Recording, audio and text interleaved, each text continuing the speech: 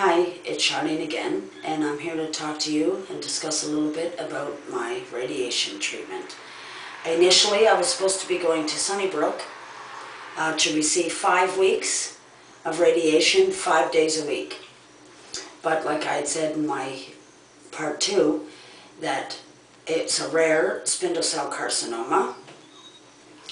So it ends up that I have to go to Princess Margaret, like I mentioned, and now I have to have 6 weeks of radiation.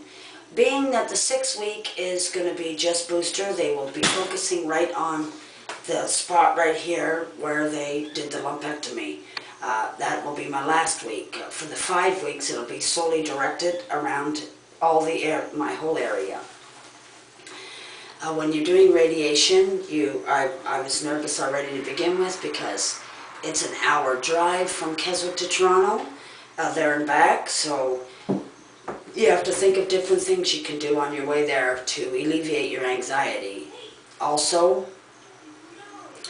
the very first time I went, they do what's called mapping. They did tattooing. They tattooed me in 4 spots on my breast area, which was very, very scary, and I just went high and dry for that. But I made it through it, and being that I'm anxious and afraid, I still did it and pushed through it, and it took. Then we started the actual radiation, which came about a week later. You go down, they lay you on a bed, they position you properly, and then all these instruments come around you, which, if you're a person like me, and I hope you're not, but if you are, it is very nerve-wracking, and it's panic. You will panic, but you can alleviate your panic. I asked my dad if he would make me some nice CD with all the songs that I enjoy listening to, which that really, really helped. It turns out that,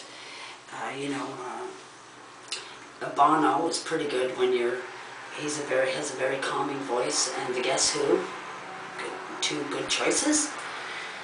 Now I'm going to show you what my breasts actually look like, and I know that it's going to be controversial, but I really want the woman who's looking at this, that felt the way I feel, nervous and anxious, doesn't know what's going to happen.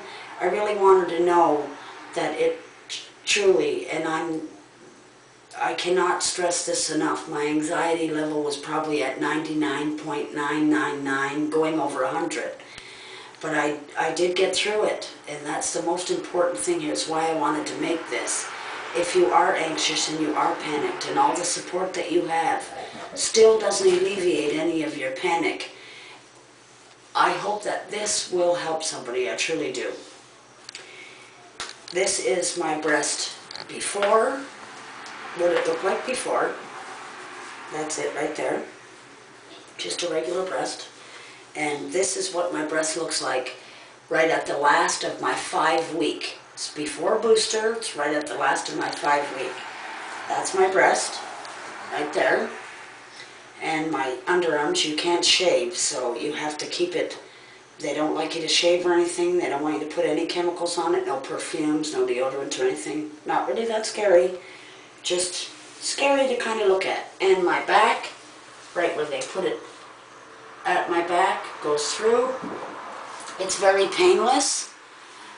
It's a little itchy, and it does get a little hot. Now, one thing is some people do, I'm one of the people, feel a little nauseated afterwards, but it doesn't last that long, and I generally have, most of my appointments are at 2:40 in the afternoon. I generally have a lot of energy in the morning, and not so much energy in the evening. And that's it, it's my breast. Did my shirt up wrong. Again, just to stress, I know a lot of people think that, it'd be wrong to show your breast, but I really, truly believe that if you're going to tell the story, you got to tell it like it is. I don't wear makeup, I don't drink alcohol, I don't smoke drugs. I'm just a regular person, a mother, a foster mother. I'm a grandmother. I have 2 grandchildren from my 30-year-old son. just a regular cook at Cedarville Nursing Home in Keswick who just happened to get breast cancer. And that's my radiation story. If you want to hear anything else from me, or want me to talk to you a little bit more about some of the other issues that you do face, depression, suicide thoughts, they do go through your mind because you're terrified. You are literally gripped in fear. There's no way out, and you have no choice but to do the things that you know you need to do. You have to find a way to work through your fears and just try to beat breast cancer. Just try to beat it if you can. Thank you.